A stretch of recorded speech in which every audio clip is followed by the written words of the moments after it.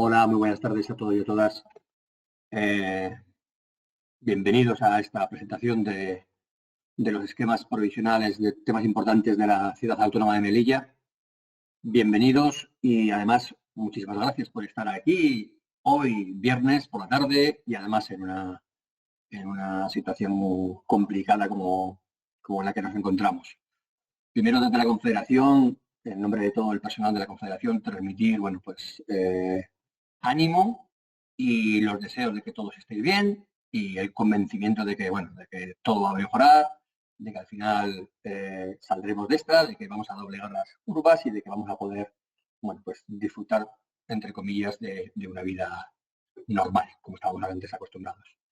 Y también agradecer a todo el personal que trabaja para los ciudadanos y ciudadanas de Melilla, dentro de la Confederación, personal funcionario y laboral, y además al personal de la empresa Eulen que hace labores de vigilancia en nuestras instalaciones de Melilla. Vamos a presentar los EPTIs con el objetivo de plantear las principales problemáticas que pudieran existir para conseguir los objetivos ambientales, para poder garantizar agua de calidad y en cantidad suficiente para toda la ciudadanía de Melilla. Planteamos los problemas e intentamos también ofrecer un abanico de soluciones para que puedan ser discutidos y hablados y comentados por toda la ciudadanía, por todos los organismos, por todas las entidades que lo estimen oportuno. Recordar que el periodo de información pública y de alegaciones, por tanto, se amplía tanto como dure el periodo de alarma. Desde la Confederación, alentar a la presentación de alegaciones. Es indispensable que entre todos y todas participemos y hagamos de este proyecto que sea lo más transparente posible y además lo más participativo posible, porque entre todos y todas podemos buscar las mejores soluciones para tener un buen plan ideológico, que es de lo que se trata. Y ya sin más, dar la palabra y la intervención al jefe de planificación ideológica de la Confederación del Guadalquivir, Víctor Cifuentes, que os va a exponer las 5 fichas que se ha elaborado desde su oficina para que sean analizadas en estos EPTIs. Así que, Víctor, adelante. Gracias. Gracias, Joaquín. Bueno, buenas tardes a todos. Y vamos a comenzar a dar el repaso por la segunda de nuestras demarcaciones africanas. Ayer fue Ceuta, hoy toca Melilla, analizar cuáles son los temas importantes del plan hidrológico del tercer ciclo de Melilla, cuáles son las alternativas y cómo vamos a enfocar estos temas importantes con el fin de conseguir alcanzar los objetivos ambientales en el próximo ciclo de planificación hidrológica. Cualquier pregunta, sugerencia o comentario que queráis hacer a esta presentación, la podéis hacer enviándola al correo que tenéis en pantalla, participación@guadalquivir.es. Y bueno, sin más dilaciones, vamos a empezar a hablar un poquito de cómo es el proceso de planificación. El proceso de planificación se basa en la Directiva Marco de Aguas, como todas las demarcaciones de España y del resto de los miembros, en ciclo de 6 años, un ciclo muy asentado y estamos ya en el tercer ciclo. Entonces, se supone que es una cosa que está rodada, o sea, que ya sabemos cómo funciona, ¿no? Este tercer ciclo va a ir desde 2022 hasta 2027, ¿no? Y bueno, el primer plan salió en 2013, tiene que haber salido en 2010, pero salió en 2013. El segundo plan salió completamente en fecha, en 2016. Y el tercer plan, que es en que estamos ahora mismo, pues estamos seguros de que también es la fecha, que es a fecha 31 de diciembre de 2021 entrará en vigor, y previamente tiene que pasar todo el proceso. Ahora estamos en esquema de temas importantes. Esperamos vuestras alegaciones, que tenían que llegar antes del 24 de julio, pero este plazo se prolongará al menos lo que dure el estado de alarma. Pero aún así estamos bastante convencidos de que seremos capaces de cumplir nuestro objetivo inicial, que era tener el plan de información pública, llamarle borrador del plan hidrológico, en el BOE antes del 31 de diciembre de este año. Serán 6 meses y alegaciones, 6 meses de alegaciones y hacer la versión final que, como digo, entraría en vigor el 31 de diciembre de 2021. Bueno, ese es el plan. O ese es el plan para Terreplan. Y antes de empezar a recorrer los temas importantes, una breve pincelada de cómo es la demarcación de Melilla. La demarcación de Melilla está en la costa norte de África, aproximadamente a unos 100 kilómetros de la frontera de Marruecos con Argelia. Es una demarcación que tiene una extensión total de unos 24 kilómetros cuadrados, de los cuales algo más de 13 son continentales, son de tierra, una población de algo más de 86.000 habitantes, una densidad de población francamente alta, de las más altas de España, y un solo municipio, que es el municipio de Melilla. Con las masas de agua superficial, tenemos 4 masas de agua superficial, tenemos 2 masas de aguas costeras naturales, una masa de aguas costeras muy modificada, como es el puerto de Melilla, que no puede ser de otra manera, son unos cambios morfológicos muy importantes, como son los que se derivan de tener un gran puerto en su interior. Y también tenemos una masa de agua muy modificada tipo río. Es un río que pues, está muy modificado porque es que es un río que tiene una ciudad encima. O sea, aparte, bueno, por ser realmente es un río que está reencauzado, porque el curso original del río iba aproximadamente por aquí.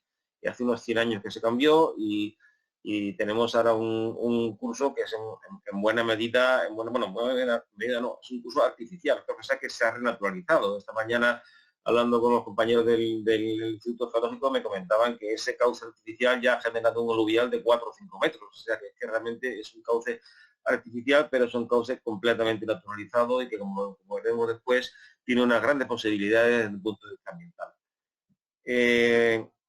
Bueno, esto es lo que he dicho ya, el número de masas que tenemos. También tenemos 3 masas de agua subterránea. Tenemos en la parte sur una masa de origen volcánico, que no son ni más ni menos que las coladas eruptivas del Monte Gurugú, que el Monte Gurugú, además de tener ese nombre tan ominoso, fue un volcán y tuvo sus grandes erupciones, y esas grandes erupciones pues han formado unos campos de lava en buena medida estratificados y que conforman el acuífero volcánico. Sobre ese terreno, en la agresión marina, se fueron acumulando calizas y se fue calizas fundamentalmente de origen marino, y se ha formado el segundo gran acuífero, que es el acuífero calizo, que está en la parte norte. Y encima de los dos, el río de Oro, bajando del monte Gurugú, ha ido tallando un cauce, un pequeño valle aluvial que se ha ido rellenando de los terrubios, de los materiales que arrastra el río, y ha formado el acuífero aluvial. Son las 3 masas de agua subterránea: la volcánica al sur, la caliza al norte y entre ambas el aluvial. Vale, eso en cuanto a masas de agua. ¿Y cuáles son, digamos, los principales protagonistas de la demarcación? Pues bueno, tenemos por una parte la desalinizadora, la planta desaladora con una capacidad de 20.000 metros cúbicos diarios, la desaladoradora que también recibe también agua del río del Oro y de los pozos. Tenemos también un buen montón de cauces, algunos de ellos, bueno, la mayor parte de ellos muy alterados. Tenemos una contaminación de aguas costeras que en la zona del puerto tiene cierta importancia, cosa que tampoco es excesivamente extraño dado lo pequeño del terreno y lo grande del puerto, aunque se nos avise para que no se tengan que alcanzar los objetivos ambientales, pues mejor dicho, para que sea obligatorio alcanzarlos. Y finalmente tenemos el estado de las aguas subterráneas, de que hablaremos algo más adelante. Repasando muy rápidamente las masas, no hay cambios entre el primer y segundo ciclo de la masa de agua superficial. Las dos de tipo natural siguen en buen estado y la del puerto sigue en estado peor que bueno. Y en cuanto a la masa de agua subterránea, ahí sí hay un cambio. Ahora, como diré más tarde, el Instituto Geológico está haciendo un estudio muy extenso con un convenio con la ciudad de Melilla, y de los trabajos preliminares ya desarrollados hasta ahora se deduce que la masa aluvial no está en mal estado, está en un estado aceptable, por lo cual ha pasado de mal estado a buen estado. Y bueno, el curso del desarrollo de este convenio, pues se seguirán analizando estas masas, y si hubiera alguna variación, pues lo sabríamos posiblemente y lo reflejaríamos en el plan hidrológico. En cuanto a lo que es el esquema de temas importantes, hemos identificado un total de 5 temas que son los que hay que tener en cuenta a la hora de hacer el plan de Melilla. Fundamentalmente son la calidad de las aguas superficiales, el mantenimiento de la garantía, las alteraciones hidromorfológicas en los cauces, la explotación de las aguas subterráneas y la gestión del riesgo de inundación. En cuanto a la calidad del agua superficial, como digo, se deriva de la presencia de una ciudad de 90.000 habitantes en 13 kilómetros cuadrados con un gran puerto. Entonces, esto no puede dejar de tener un impacto importante que obliga a un gran esfuerzo para poder alcanzar los objetivos ambientales. Se espera un aumento progresivo de la población hasta alcanzar casi los 100.000 habitantes en 2033. Y como digo, también tenemos un puerto que está situado en una importantísima zona marítima y además es una de las puertas de entrada al norte de África, a toda la zona oriental de Marruecos, zona de Nador y de Isda. Y las presiones que sufre pues las masas de agua, pues tenemos la estación depuradora de aguas residuales de Melilla, la EDAR, el vertido de refrigeración de la central térmica, el vertido de la desaladora, hay diversos vertidos por aliviaderos distribuidos por toda la ciudad. Y en cuanto a las alternativas para alcanzar un buen estado, bueno, pues sí, aquí la verdad es que se está haciendo un esfuerzo importante. Si se mantuvieran las acciones en marcha, se alcanzaría un estado mejor del que tenemos ahora, pero posiblemente no se conseguiría alcanzar los objetivos ambientales. Actualmente se está trabajando en nuevos emisarios marinos para la zona sur, en el saneamiento de la zona sur. Se está haciendo un seguimiento y control de los vertidos del medio público marítimo terrestre, siguiendo las directrices de vertidos. También hay trabajos de protección y estudio de ecosistemas costeros y de gestión y de litoral. Está en vigor el plan de vigilancia ambiental y del aire y vamos a incorporar a un punto del río del Oro en la red de calidad de Confederación. Quizá aquí lo más importante es el seguimiento y control de los vertidos y los nuevos emisarios submarinos. En cuanto a la posible evolución con medidas adicionales, pues sería importante nuevos emisarios para el saneamiento de la zona norte, una remodelación de la área de Melilla, también continuar con el seguimiento y control de vertidos y potenciar la red de calidad de agua superficial, ¿de acuerdo? Y la diferencia entre las dos alternativas lo van a marcar las prioridades del plan de SEAR de la Dirección General del Agua, que será el que marcará cuáles van a ser las acciones que tienen mayor prioridad. Bueno, en cuanto al mantenimiento de la garantía, es el segundo tema importante de Melilla, como no podría ser de otra manera, ya que se trata de una ciudad con casi 90.000 personas.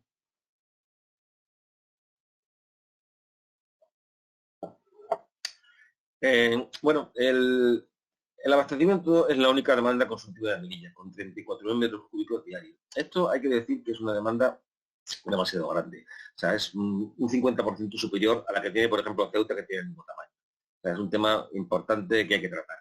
Melilla no debería gastar 34.000 metros cúbicos diarios, sino poco más de 20.000, 21 22.000 debería tratar. Es un tema de que hay que ocuparse. ¿Cuáles son las fuentes de suministro? Pues la desaladora, que tiene una capacidad de unos 20.000 metros cúbicos diarios, la captación del subagua del río del Oro y senderos y manantiales. Aproximadamente se reparte algo más de la mitad agua de la desaladora y algo menos de la mitad el resto, con mayor importancia de las captaciones subterráneas, ¿no? Estas son las demandas de la ciudad y los recursos disponibles. Hay que decir que 20.000 metros cúbicos obliga a que el diario de la desaladora obliga a que esté siempre trabajando al 100%. Cualquier avería de la desaladora tenga una repercusión muy importante tanto sobre la cantidad como sobre la calidad del agua disponible. Como digo, hay una demanda muy elevada. También hemos tenido incidencia en el suministro eléctrico de la desaladora de la banda de las bases de las Adelfas y un problema particular de Melilla, como es problemas de capacidad del emisario de la depuradora y vulnerabilidad ante los temporales de levante, que obliga a considerar otras alternativas para la toma de agua, ya que los temporales de levante azotan muy fuerte la zona de la desaladora y provocan una turbidez importante en el agua, ¿no? Próximamente se va a iniciar la ampliación de la desaladora de Melilla, con un presupuesto de 17 millones de euros, y va a aumentar la capacidad de producción de agua de la desaladora en torno al 50%, vamos a llegar casi a los 30.000 metros cúbicos, lo cual mejorará bastante tanto la garantía del agua como su calidad. Sin embargo, no nos engañemos, mientras la ciudad no adecue su consumo a las previsiones de la planificación hidrológica, este sistema será un sistema frágil, sistema que sufrirá problemas con facilidad. Bueno, ¿cuál sería la evolución bajo un escenario que podemos llamar tendencial? Si mantenemos las acciones que están en marcha ya, así como otras que cuestan con financiación. Hay que decir que ahora mismo el programa de inversiones en Melilla es un programa muy potente, es un programa de cerca de 33 millones de euros, que se dedican pues aproximadamente la mitad a ampliar la desaladora, como he comentado antes, una partida de en torno a 10-12 millones de euros a mejorar la red de abastecimiento y el control del consumo, que por las razones que he explicado antes es algo fundamental en Melilla. También se está trabajando en el pretratamiento de acino para el agua bruta de la ETAP y en el mantenimiento y la conservación de la balsa de las Adelfas y sus instalaciones. Todas estas medidas deberían servir para revertir la tendencia y disminuir el volumen consumido. Se está haciendo un esfuerzo muy grande que debería tener resultados. Además de estas alternativas, se podrían considerar otras actuaciones, como es un refuerzo de la gobernanza y el control del suministro para aproximar el consumo al previsto por la indicación, continuar los trabajos en la red de distribución secundaria de agua potable. En la red de distribución hay que trabajar siempre, o sea, nunca es como en los barcos, que nunca se terminan de pintar, pues las redes de distribución nunca se terminan de mantener. O sea, cuando se termina un tramo se empieza otro, cuando se termina el último se empieza por el primero. También es fundamental mejorar el suministro eléctrico para el abastecimiento a fin de evitar incidencias y ampliar el terciario, que la ciudad del tamaño de Melilla tiene un volumen de agua residual y potencialmente regenerable importante, pero claro, para que ese agua sea plenamente útil necesita un tratamiento terciario. Y el tratamiento terciario hoy por hoy no tiene capacidad para tratar ni mucho menos el 100% de lo que produce la ciudad. Y bueno, la primera de las medidas, el reforzamiento de la gobernanza es absolutamente prioritario. Su aplicación, junto con el escenario tendencial, garantizaría un suministro de una calidad y una garantía muy superior a las existentes y que estarían acorde a las que tiene que tener una ciudad de la categoría e importancia de Melilla. Bueno, el siguiente tema importante son las alteraciones hidromorfológicas. Melilla tiene un sistema de cauces relativamente importante. Tenemos el río de Oro, que es este central, con sus tributarios, el Farjana y el Alfonso XIII, y luego tenemos el río Mezquita, que está por la zona sur, ¿no? El río de Oro tiene problemas derivados de una clavinización y lo que provoca una gran artificialización, sobre todo en sus márgenes, aunque haya desarrollado, como he dicho antes, su propio aluvial. También tiene problemas de extracción de árido en la parte alta. Como digo, es un trazado que no es el original. Hay una acumulación de residuos sólidos procedente de poblaciones cercanas en todo su cauce, sobre todo en la parte alta, ¿no? Y aquí tenemos la zona del río del Oro. Y luego tenemos el segundo cauce importante, que es el río Mezquita, que también tiene su cosa, ¿no? El río Mezquita drena la parte industrial de la ciudad, está canalizado, muy modificado y en buena medida tiene tratamiento de vertedero. O sea, allí se depositan residuos de todo tipo y es uno de los temas pendientes de la ciudad, ¿no?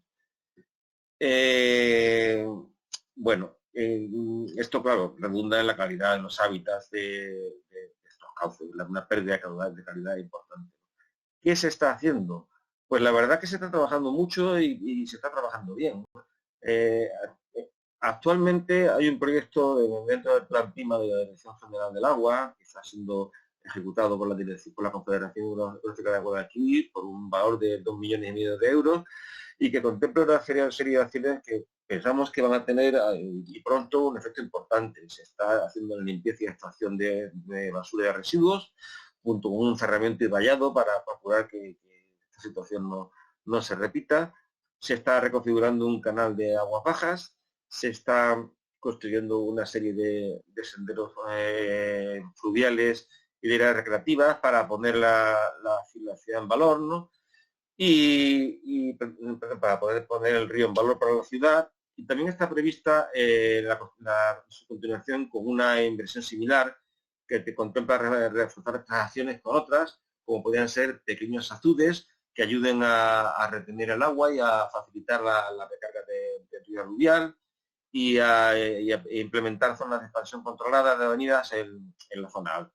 Bueno, esto es la estación puede permitir iniciar la recuperación del río del Oro con un espacio lleno de potencial que podría transformarse desde un espacio casi marginal, como es en la actualidad en algunas zonas, a un auténtico pulmón verde de la ciudad. Como digo, tiene bastante, el río del Oro tiene bastantes posibilidades y esta alternativa cero con los dos proyectos, el actual y el que vendrá detrás, pensamos que puede darle un cambio radical al río del Oro. Y tenéis el trazado del río del Oro, diferentes senderos fluviales proyectados, tanto en la parte alta como en la parte baja, y diferentes zonas verdes y zonas recreativas que están planeadas a lo largo de su cauce. En cuanto a otras alternativas, bueno, pues otras alternativas posibles pues sería extender sus acciones como esta a otros cauces, fundamentalmente al Mezquita. Lo que pasa es que es complicado porque el Mezquita tiene encima a un polígono industrial y tiene muchísimo trabajo por delante. Pero sería lo que habría que hacer. O sea, extender estos mismos trabajos, una inversión de estas características, de esta categoría, a la zona de Arroyo de Mezquita. Bueno, en cuanto a la explotación de las aguas subterráneas, ya hemos hablado antes de cómo eran las masas de agua. Históricamente han servido para el abastecimiento de la ciudad, hasta que entró en servicio la desaladora, era junto con el río del Oro su principal fuente de suministro, y esto ha provocado que haya tenido lugar un descenso de niveles bastante importante, aunque la presión ha aflojado bastante de la entrada de la desaladora, pero los niveles de los acuíferos han bajado bastante, especialmente en el acuífero volcánico, ¿no?, que se encuentra en mal estado, y el calizo también está en mal estado, aunque, como mencioné anteriormente, está sometido a revisión ahora mismo por parte del Instituto Geológico y Minero de España. Bueno, los impactos ya los he dicho, la reducción de drenajes y urgencias, peligro de salinización, no olvidemos de que estamos en la costa, y descenso de la cota piezométrica por debajo del nivel del mar, con riesgo de intrusión marina. ¿Qué se puede hacer? Bueno, pues si mantenemos las prácticas actuales, con el importante esfuerzo de inversor que se está haciendo por la ciudad autónoma y el Instituto Geológico, podríamos tener un importante incremento en el conocimiento de las aguas subterráneas, es absolutamente fundamental. También para ello se debería incorporar uno o varios puntos de medida en la red piezométrica, como mínimo uno por masa de agua subterránea. Y bueno, en una alternativa más ambiciosa, esto que he dicho realmente es la alternativa cero, así como hasta ahora aumentar el conocimiento.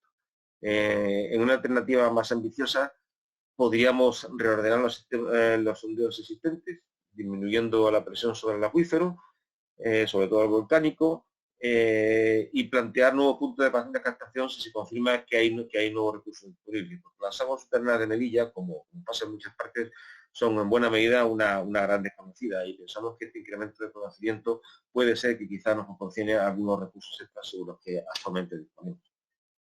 Y finalmente, la última ficha de ERTE de Melilla, que es una ficha transversal a todas las demarcaciones españolas, es la gestión del riesgo de inundación.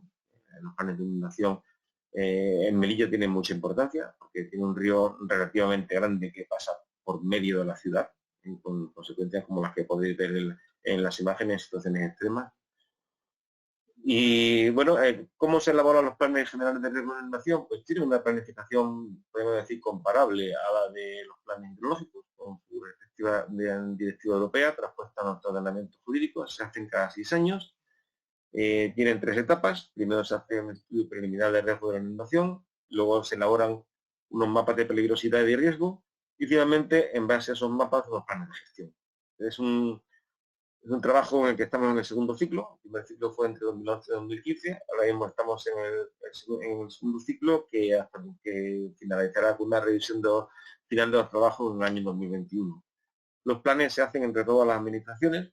Bien es cierto que es la Confederación quien lo coordina y que lo elabora, pero no es una obra solo de la Confederación. Intervienen las comunidades autónomas, en este caso la ciudad autónoma y el ayuntamiento, que coinciden. Interviene Protección Civil, interviene la Administración General del Estado a forma de los diferentes ministerios afectados. Y todo esto, pues, como digo, se materializa en un plan que elabora la Confederación, se somete a una evaluación ambiental estratégica y que finalmente se aprueba y se implementa. En el caso concreto de Melilla, en este segundo ciclo, los mapas preliminares, que básicamente coinciden con los del primero, proporcionan 8 kilómetros de cauces con riesgo de inundación en mayor o menor medida y unos casi 4 kilómetros de zonas costeras. Es muy interesante ver que la población de superficie afectada, tanto en el periodo de retorno de 10 años como en el de 100, son relativamente pequeños, pero en el de 500 se dispara. 500 años puede parecer mucho, pero estamos asistiendo a diversas partes de España, sobre todo en el Mediterráneo, últimamente a episodios de inundación que se han calificado de episodios de los 500 años. Y esto es algo de lo que debemos ser muy conscientes. Melilla está en el Mediterráneo y el tipo de precipitaciones que le afectan a Melilla son las precipitaciones mediterráneas, sobre todo las que se derivan del otoño, en el que un mar caliente como el Mediterráneo lleno de evaporación produce masas de aire húmedo caliente que entran en contacto con el aire frío que baja en otoño de las latitudes más excepcionales y da origen a unas situaciones de gran inestabilidad que se traducen en lluvias torrenciales, como las que hemos tenido este año. Traducido a Román Paladino, está pasando y puede volver a pasar. ¿Qué más? Es probable que pase.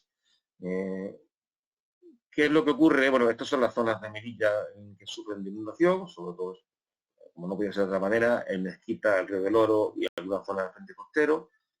La inundación de los 100 años ya produce algunos problemas, sobre todo a lo largo del cauce, en la zona industrial y cerca de la zona cerca del puerto, pero la inundación de los 100 años, que últimamente se está produciendo con menos de 100 años de periodicidad, no es nada comparada con la inundación de los 500 años. La inundación de los 500 años en Melilla pondría a la ciudad en una situación bastante delicada, ya que partes importantes de la ciudad y muy habitadas se veían bajo una capa de agua que podía tener perfectamente 1 metro de profundidad, inundando bajos, inundando zonas bajas de edificios y causando importantes problemas.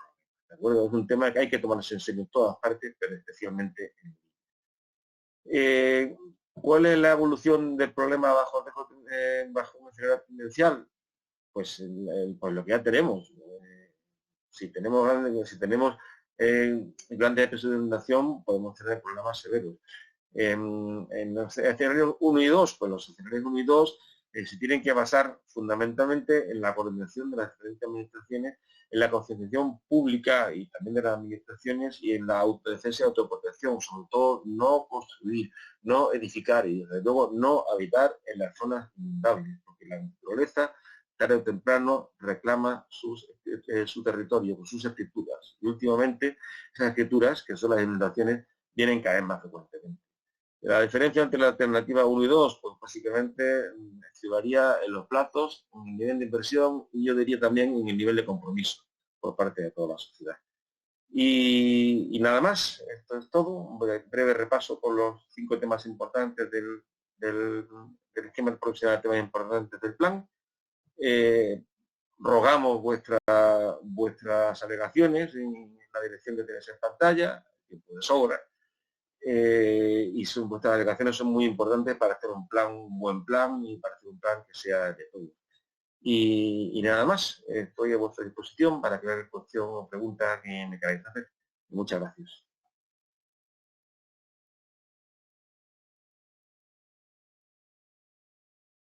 Bueno, muchas gracias, Víctor, por tu fabulosa explicación. Y ahora vamos a pasar al turno de preguntas. El jefe de área de planificación, Emilio Rodríguez, va a pasar a enumerar las preguntas que hayamos ido recibiendo. Emilio, cuando tú quieras, por favor. Buenas tardes a todos los asistentes, los 50 que estáis conectados ahora mismo. Bien, por una parte, Guerra y Ecologistas en Acción pregunta en relación con la planta desaladora de Melilla, que actualmente está tramitando la autorización de vertido de la salmuera, el rechazo, que cuándo se publicó esa autorización ambiental integrada de citado vertido y qué condiciones debe cumplir el agua a partir de ese momento. Por otra parte, pregunta con respecto al abastecimiento de la ciudad de Melilla, el plan establece un objetivo de 250 litros habitante y día en Melilla.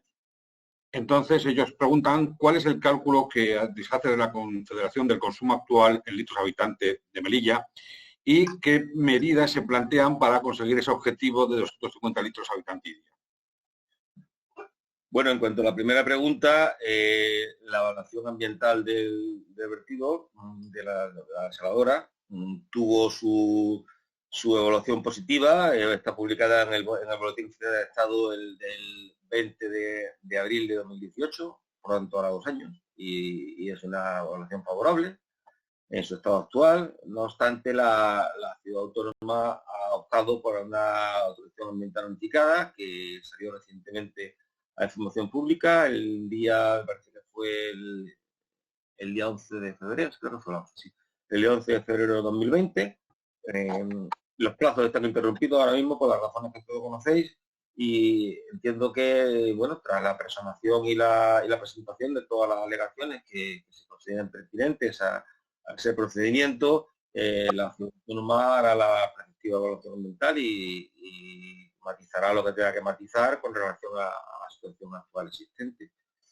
Y con relación a la segunda pregunta, que era el consumo. El consumo, bueno, eso ya lo he dicho anteriormente, el consumo de Melilla debería ser en torno a 8 hectómetros, son 12, debería ser 250 litros por persona y día, que es lo que especifica el plan hidrológico. Para que nos hagamos una idea, creo que se llega hasta 160, 170, o sea, de 250 litros por persona y día, Melilla se va a 400. Los datos son datos, los datos tienen la mala costumbre de ser datos. Y son los datos que tenemos tanto de los contadores de la desaladora como de los contadores de los pozos de los acuíferos, como de la estación de bombeo del Río del Oro, con lo cual son bastante fiables. Bien, por otra parte, un particular nos pregunta en relación con la estación depuradora de aguas residuales. Básicamente lo que dice es cuál es la cantidad de agua terciaria que podría derivarse a la cabecera del Río de Oro, en Melilla, tras el proyecto de renaturalización que actualmente está en marcha y qué tipo de tratamiento debería de tener, porque plantea que la cantidad de aguas terciarias reutilizadas en Melilla es prácticamente nula, según establece el esquema personal de más importantes. Bueno, lo primero que hay que decir es que hay que tener cuidado con la calidad del agua que se mete en un cauce, si se mete agua desde fuera, ¿no? Entonces, no nos olvidemos de que estamos hablando de un acuífero aluvial y de recargarlo. A medio plazo la idea es recargar el acuífero aluvial, por lo cual la calidad del agua tendría que tener una calidad alta. O sea, eso sería un terciario. El terciario de Melilla no tiene ni mucho menos la capacidad de tratar toda el agua que la ciudad genera. Por la información que manejamos, se emplea en el campo de golf, también se emplea en parques y jardines, pero estamos hablando de una cantidad que no sobrepasa una fracción pequeña del total, ¿no? Entonces, hombre, es una idea interesante. Un terciario es un tratamiento caro e importante y no solo hay que hacer un terciario, hay que hacer un terciario y luego hay que hacer un bombeo de más de 20 metros y de cierta longitud entre donde está la EDAR, que es en una esquina de la ciudad, y luego lo que es el curso del río. ¿Se puede hacer? Sí, se puede hacer, pero es una hora importante. ¿Es lo prioritario para la ciudad tratar toda el agua residual, hacer un nivel terciario para verterla por la parte alta? Pues es un tema que habría que plantearse. El mismo particular de antes también nos hace una pregunta en relación con la desembocadura del Río de Oro. Él plantea que esta desembocadura sufre frecuentes encharcamientos debido a que se ha hormigonado el cauce y a la instalación de un estanque junto a la rejilla de salida de la estación de bombeo de la estación depuradora de aguas residuales. Dice que cuando se plantean lluvias de cierta intensidad, estas aguas, que fundamentalmente proceden de las funciones pluviales y de la estación de bombeo, van mezcladas con aguas residuales sin depurar y encharcan esa zona. Él plantea cómo se va a hacer o qué medidas se plantean para solucionar esta fuente de contaminación. Bueno, que yo sepa, la ciudad autónoma hizo una acción en el último año que consistía en una fuente que proporcionaba agua muy oxigenada a toda esa zona, es decir, el agua al salir y tener un recorrido aéreo, pues se carga oxígeno, y la idea era que eso saneara esa zona, mantuviera esa zona saludable. En el caso de que eso no, yo sé que eso es una acción muy reciente, puede ser de año 2019. En el caso de que esto no sea suficiente o de que no funcione adecuadamente, quizá habría que plantearse acciones de más calado, y hombre, siempre van a ser artificiales porque ese río de manera natural no lleva siempre agua, ¿no? Entonces igual nos podríamos plantear acciones similares a las que se hacen en Málaga, en la desembocadura del río Guadalhorce, algún tipo de actuación que mantuviera una lámina constante y agua circulante, aunque fuera bombeando agua del mar y hasta cierta cota para que fuera cayendo constantemente. No lo sé, esas soluciones hay. Desde luego no sería barato y tampoco sería realmente natural, ¿sabes? Pero bueno, tenemos que partir de la base que tampoco tenemos que exigir situaciones completamente natural a un cauce que es básicamente artificial. Bien, desde el Instituto Geológico y Minero de España nos plantean una serie de sugerencias o preguntas. La primera, ellos proponen la construcción de 2 sondeos de investigación en el borde costero de Aguadul, básicamente para extraer agua directamente del mar en temporales, evitando los problemas de turbidez y el mantenimiento costoso de las captaciones submarinas que ocurren tras los temporales. Por otra parte, proponen la realización de una batería de sondeos en el sector occidental del acuífero calizo de la demarcación, para situaciones excepcionales, fundamentalmente. Y por otra parte, entre las propuestas a adoptar para el Río de Oro, ellos plantean no la creación de un envase subterráneo, sino la realización de pantallas en el aluvial, fundamentalmente. Creen que es una medida que contribuiría mejor que el envase subterráneo. Bueno, en cuanto a las captaciones de agua de mar, sí, efectivamente, es una posibilidad que está encima de la mesa. Como he dicho antes, los temporales de levante combaten muy fuerte en la zona de la desaladora y me parece una gran idea, ¿no? De centros de investigación que estudien la posibilidad de sacar agua marina, por supuesto. Estamos hablando de un pozo de agua salada, agua del mar, del potente paquete de calcarenitas que hay en esa zona. Me parece una idea muy interesante. Y bueno, y estoy seguro que el Instituto Geológico será capaz de dilucidar su potencialidad. En cuanto a la batería de sondeo para un posible aprovechamiento del acuífero calizo, bien, si hay recursos suficientes, como he dicho, las aguas subterráneas en buena medida hay incertidumbre con relación a ellas, y en el caso de que hubiera algún recurso no contabilizado, pues siempre sería bienvenido. Las aguas subterráneas están ahí, están al lado de Melilla, y en principio podría ser un refuerzo importante para la garantía de la desaladora. Pero no obstante, primero tiene que demostrarse que realmente ese recurso existe. Y finalmente la tercera pregunta, en cuanto a pantallas del aluvial, yo creo que eso básicamente lo que he dicho. O sea, a ver, cuando se habla de un envase subterráneo, yo no estoy pensando con una presa subterránea que llegue a estar impermeable y que impida, mejor dicho, distribuir el agua. No, la idea es facilitar que el agua se infiltre, o sea, retrasar el devenir del agua de manera que se infiltre y continúe su circulación por el subalveo, por la parte endorreica, el subalveo del cauce, ¿no? Entonces, aquí obviamente la velocidad de circulación es muy diferente de la superficial y tendríamos un acuífero aluvial completamente lleno de agua y que no solamente podría ser un recurso, sino que también podría generar pues, la existencia de pequeñas surgencias y rezumes que podrían hacer más ameno y más agradable todo el cauce alrededor, o que tenemos que verlo como un espacio de oportunidad. No todas las ciudades tienen un río en su interior y cuidado, mantenido y respetado podría convertirse en una auténtica seña de identidad de la ciudad como Melilla. Bien, una pregunta que ha llegado hace poco es una persona que está en la conferencia que no es de Melilla y que le ha sorprendido mucho el gasto de agua de la ciudad de Melilla, precisamente porque es lo que dice que al no haber un sector agrícola, al no haber riego, le sorprende cómo ha podido haber tanta agua y que de dónde viene ese tan elevado consumo.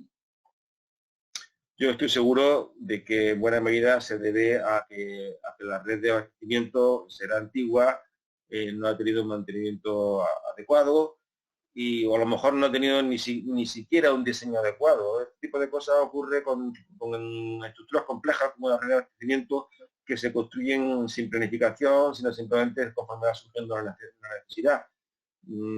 Eso por una parte, por una probable obsolescencia e ineficacia de la red, y también posiblemente, por qué no decirlo, hábitos de consumo. Los hábitos de consumo son fundamentales. Entonces, supongo que se juntará todo.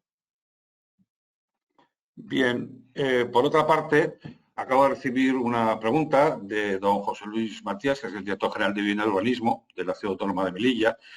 Él nos plantea que actualmente están en un proceso de revisión del Plan de Ordenación General Urbana de la ciudad y que, claro, quieren proporcionar viviendas a la población prevista y que para ello, desgraciadamente, tienen que aprovechar todo el suelo urbano disponible, aunque en algunas zonas están en riesgo de inundación con la previsión de los 500 años.